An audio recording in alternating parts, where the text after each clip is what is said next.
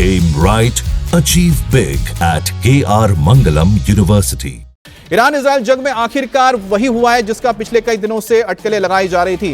Iran और Israel के बीच जंग में अमेरिका की एंट्री हो चुकी है। अमेरिका ने ईरान के 3 परमाणु केंद्रों पर हमला करके उसे तबाह करने का दावा किया। अमेरिका ने ईरान के फार्डो परमाणु केंद्र पर 1-2 नहीं 12 बंकर बस्टर बम गिराए हैं।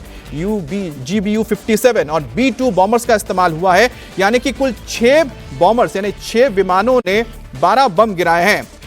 GBU-57 जैसा हम बता रहे हैं कि बहुत ही घातक ये एक वेपन है, एक बम है जिसका वजन 13,000 केजी से ज्यादा है और इस पे जो बारूद है वही 2700 केजी का होता है और ऐसे 12 बमों का इस्तेमाल किया गया है।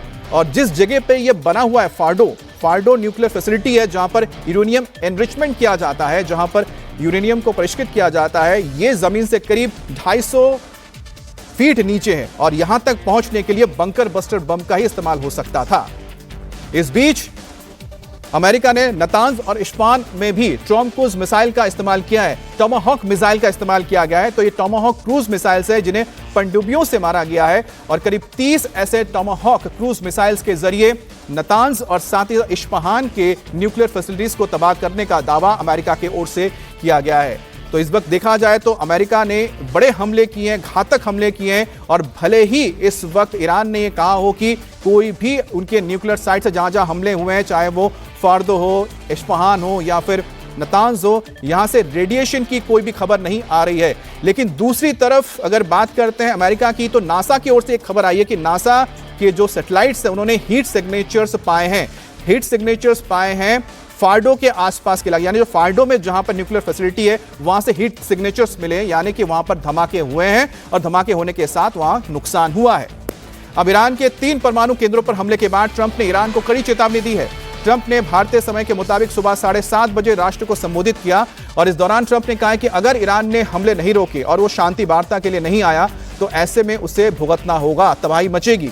ट्रंप ने साफ कर दिया या तो ईरान अब शांति बहाली करेगा या फिर उसे तबाह होना पड़ेगा। ट्रंप ने साफ कहा कि ईरान पिछले 40 साल से अमेरिका और इजराइल के खिलाफ लड़ाई कर रहा है, उसके ऊपर हमले कर रहा है, नुकसान पहुंचा रहा है और ऐसे में आज अगर इन हमलों के बाद ईरान शांति के पथ पर नहीं लौटता है तो जो अगला कदम होगा अमेरिका का वो बहुत घातक होगा और वो बहुत तेजी से होगा। A short time ago, the U.S. military carried out massive precision strikes on the 3 key nuclear facilities in the Iranian regime, Fordo, Natanz, and Esfahan. Everybody heard those names for years as they built this horribly destructive enterprise. Our objective was the destruction of Iran's nuclear enrichment capacity and a stop to the nuclear threat posed by the world's #1 state sponsor of terror. Tonight I can report to the world that the strikes were a spectacular military success. Iran's key nuclear enrichment facilities have been completely and totally obliterated. Iran, the bully of the Middle East, must now make peace. If they do not, future attacks will be far greater and a lot easier. For 40 years, Iran has been saying death to America, death to Israel. They have been killing our people, blowing off their arms, blowing off their legs with roadside bombs. That was their specialty. We lost over 1,000 people, and hundreds of thousands throughout the Middle East and around the world have died as a direct result of their hate. In particular, so many were killed by their general, Qasem Soleimani. I decided a long time ago that I would not let this happen. It will not continue. There will be either peace or there will be tragedy for Iran far greater than we have witnessed over the last 8 days. Remember, there are many targets left. Tonight's was the most difficult of them all, by far, and perhaps the most lethal.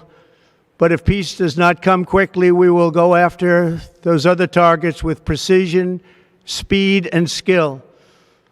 Most of them can be taken out in a matter of minutes. There's no military in the world that could have done what we did tonight, not even close. There has never been a military that could do what took place just a little while ago. तो राष्ट्रपति Trump ने कहा कि दुनिया में किसी भी फौज के पास इतनी ताकत नहीं है जिस तरह के ऑपरेशन को अंजाम दिया है अमेरिका के फोर्सेस ने, और वो कौन कौन से परमाणु षड्यंत्र थे या प्रोजेक्ट साइट्स थे जिसको तबाह किया गया, उसकी तस्वीर आपको दिखा रहे हैं। और ये देखिए फॉर्डो की तस्वीर हम आपको दिखा रहे हैं। फार्डो जो है एक पहाड़ियों के बीच में बना हुआ फैसिलिटी है, और जो आपको सफेद ये स्ट्रक्चर नजर आ रहा है इतना ही जमीन के ऊपर दिखता है। इससे आगे यहां पर टनल्स बने हुए जिसके जरिए अंदर जाया जाता है। तो ये जो फैसिलिटी है यहां पर क्या किया जाता है, यहां पर जो यूरेनियम है उसको तैयार किया जाता है बॉम्ब ग्रेड का बनाने के लिए, यानी कि U-238 आता है जिसको साफ किया जाता है, उसको फिर तैयार किया जाता है U-235 के तौर पर। उसके बाद इस ईंधन का इस्तेमाल किया जाता है बम बनाने के लिए, और यही वजह है कि इस जगह पर हमला हुआ था। अब हम आपको दूसरी तस्वीर दिखा रहे हैं, और यह तस्वीर हम आपको दिखा रहे हैं नतांज की।